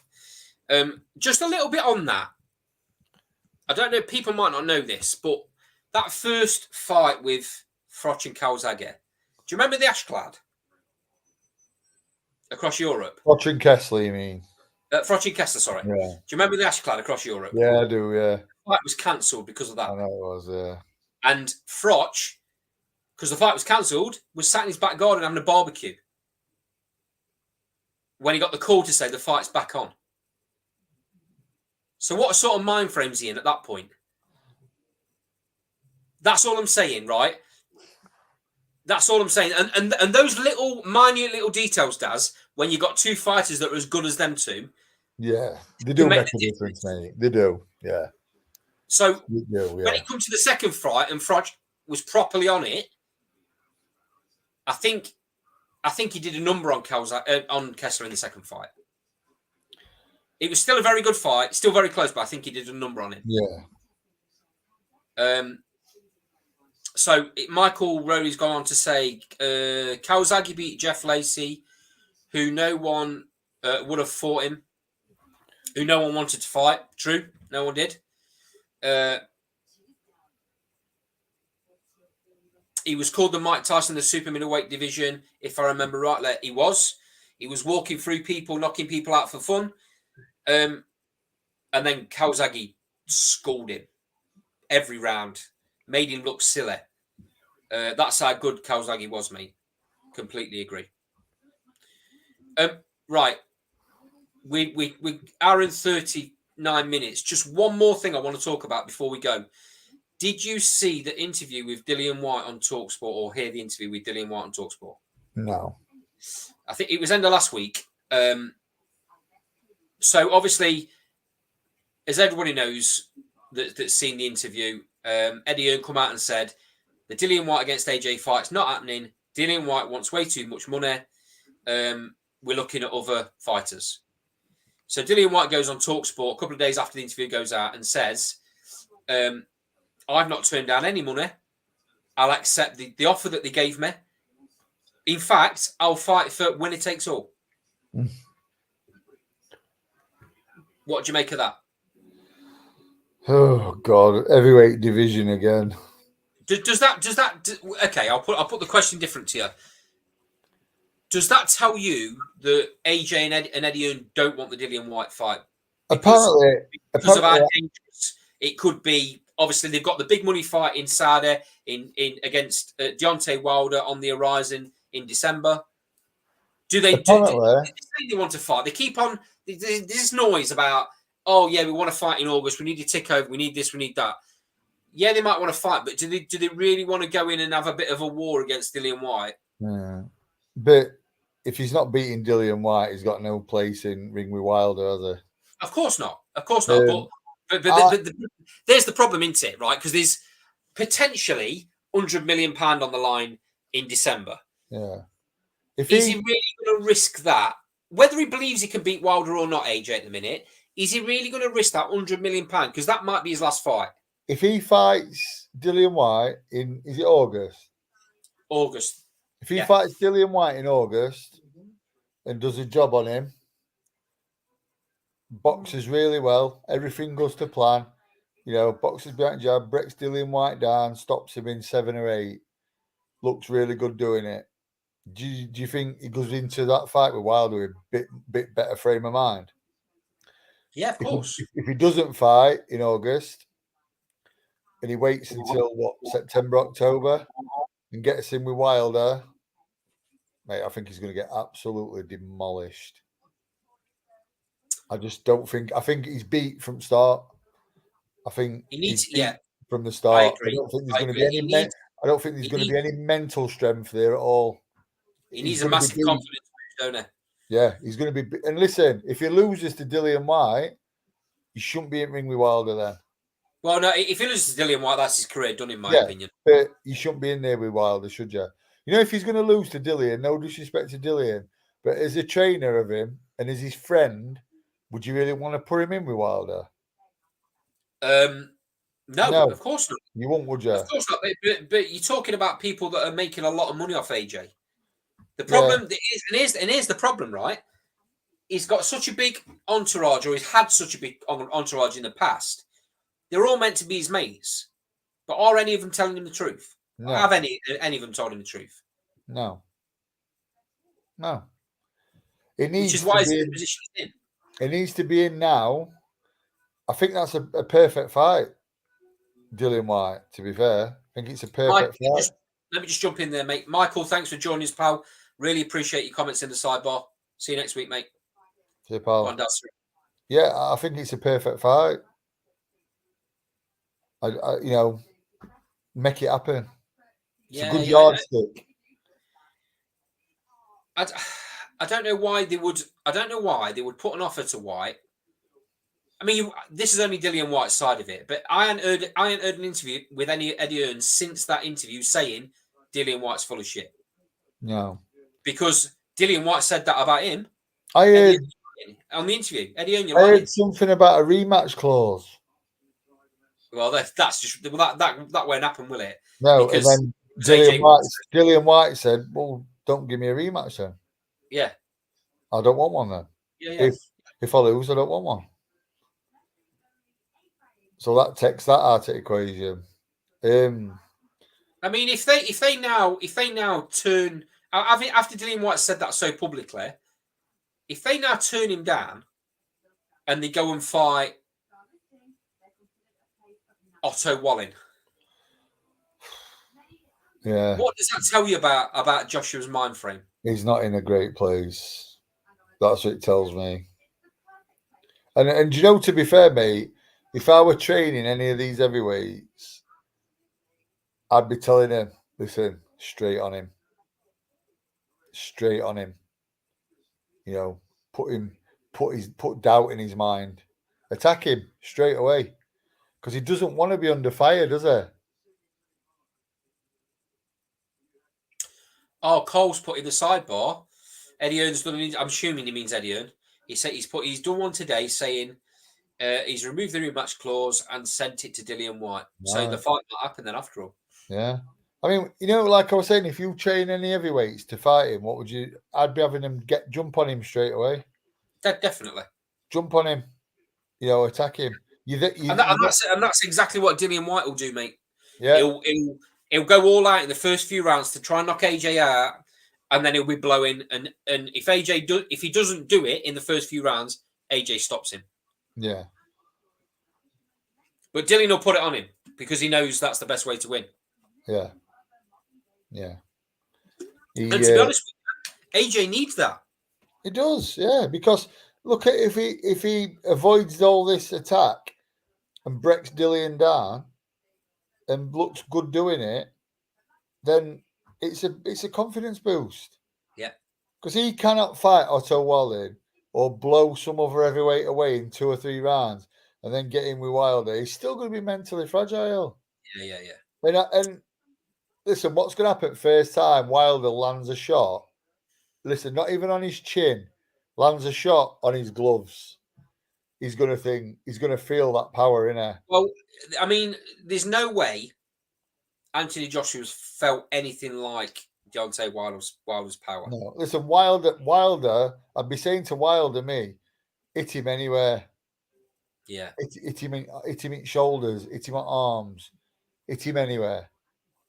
Do you know what I mean? If he's got his gloves over his face, hit him square in gloves. I've said for many years, when AJ was kind of on top, I've said for many years that I think it's a real shootout. And I think AJ is a better boxer. I stand by that. He is a better boxer. But now, the way that things have panned out over the last 3 years or so, I think it's a very one-sided fight. Yeah. Wilder's not that bad a boxer when he decides to. I mean, he went for a bit of a stage where he was using jab, didn't he? And he looked pretty good, to be fair. But you know what I don't like about Wilder, mate, is his footwork's dreadful, and he's so off balance when he throws them big shots. Can you imagine if he were on balance? Oh Jesus! He's devastating, isn't he? Let's have it right. I mean, that power is just given from God. Yeah, it is. Yeah, it is. And there's people talk about fighters down the years. There's not many fighters that have got the same amount of power that he's got. Mate. I mean, it's Julian Jackson type, isn't it? Yeah. You hit and they're gone. Yes. It's ridiculous. It's ridiculous, and I mean that's testament to Fury, I guess, for the way Fury took his shots. I mean, Fury's very, very good at riding shots. Yeah. Very good at taking shots. Fully clean. He didn't ride that the first fight. He got it with the right hand and he was going down. And the left hook, he didn't ride that at all. No, that was flush. That was bang on. And I was watching it and I was like, he's done. And I agree. Ref was counting, and I'm thinking, what are you counting for? And then next minute he opened his eyes and it was like, what? What? Yeah. How the fuck has he got up from that? And he got up and he had a little jog to corner. And you know what as well? He was clear as a bell. And he wouldn't rest it round. Absolutely crazy. Won the rest of the round. Listen, if you watch Rocky 1, and this is how mad it is, when Rocky gets up and goes to Apollo Creed, come on, and Apollo goes, that's what Wilder did. He went, because he did look on Wilder's face, because he did that. He went that dance, and he blew a kiss at his missus, did that shoulder dance. Did that, blew a kiss to his missus, turned round, and Fury stood there going to ref, now I'm all right. And he went, mate, madness. That was probably the turning point in Wilder's head where he thought, I can't beat this bloke. Yeah. I mean, even in the second fight, Fury demolished him, didn't he? Yeah. But then in the third fight, how does Fury just stand in front of him and have a fight and thinks, you can't knock me out? Yeah. Probably aside from Ernie Shavers, the biggest puncher heavyweight boxing's ever seen, and probably Jack Dempsey. You know, but he was a lot smaller. But probably Ernie Shavers, probably the biggest puncher, you know, heavyweight boxing's ever seen. And Fury stood in front of him, and Fury got dropped again. I just go up, and then gets dropped again. Yeah, just go up, and then like. Name another man that's had total disregard for Wilder's punch like that. And what does that say to other heavyweights? How are they going to look at Fury and think, am I going to keep him on floor? Am I going to knock Fury out? Am I going to stop him? No, they're not going to outbox him. He's too big and clever. Am I going to stop him? How can I put him down and keep him down? Yeah. I can't. I mean, he ran his way down and Deontay nearly decapitated him and he got up. And then he fought Deontay second time and just battered him. But then he's fought him third time and thought, yeah, I'll just stand in front of probably the biggest puncher heavyweight boxing's ever seen. And yeah, let's have a fight.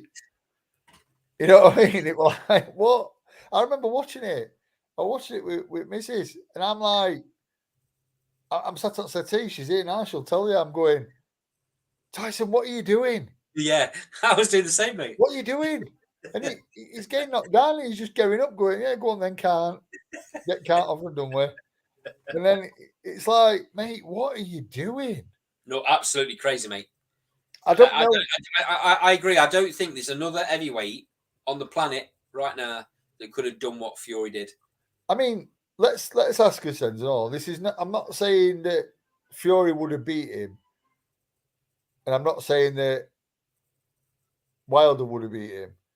But would Lennox Lewis have been able to do that?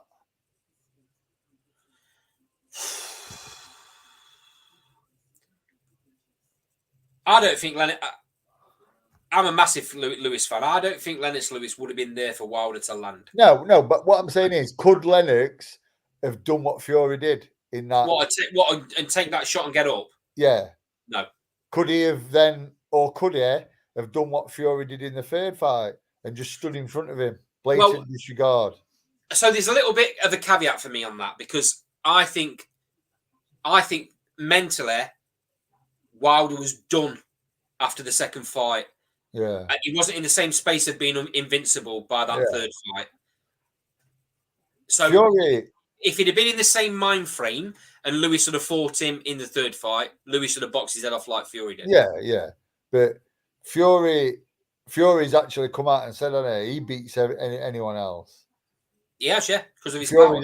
I mean, Fury's even said his punch power is crazy. It's like no I've ever felt. And it's like, yeah, but then you just stand in front of him and think, yeah, come on then. It's that equaliser, isn't it? I mean, I've gone on record on this show 1,000,001 times and said I don't rate Deontay Wilder as a fighter, as a boxer. I don't. He's got potential, mate, but he's what he has, because he could be losing every round, mate. And what he has is that one big shot. He went through a stage though, Deontay, using that jab, you know.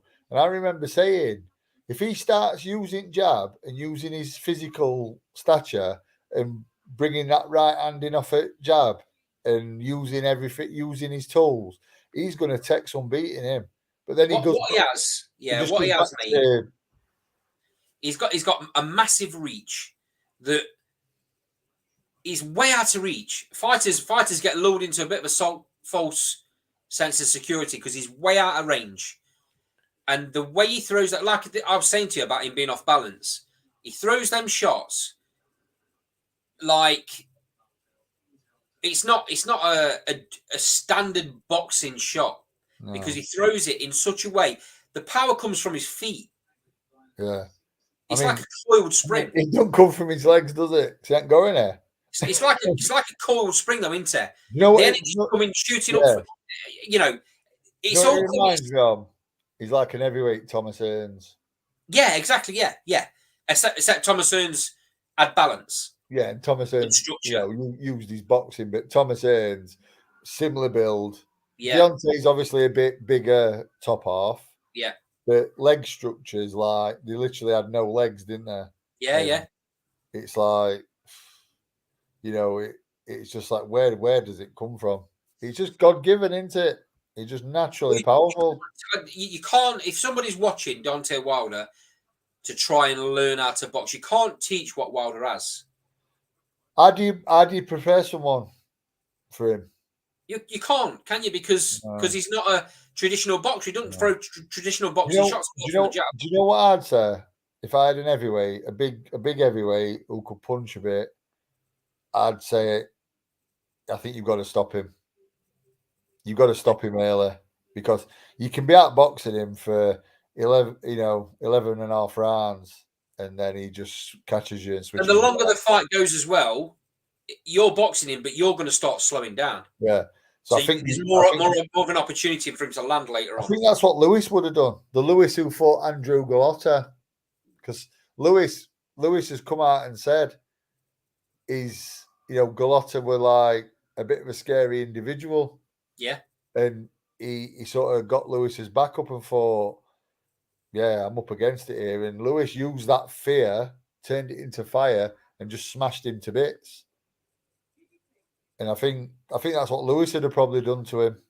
But if you walk onto one off Wilder, right, Carl, if you're listening in the sidebar, mate, I think we're going to bring the show to a close there. Thank you to everybody in the sidebar. We've had lots of great comments tonight. Some new faces, some comments that kind of go completely against what we were thinking, but that's what this show's all about. So hopefully you'll all come back next week. We do the show every Thursday at 7:00. Carl will be back. The main man will be back to run proceedings. And we'll see you all next week. Thanks for joining Last Spell Boxing.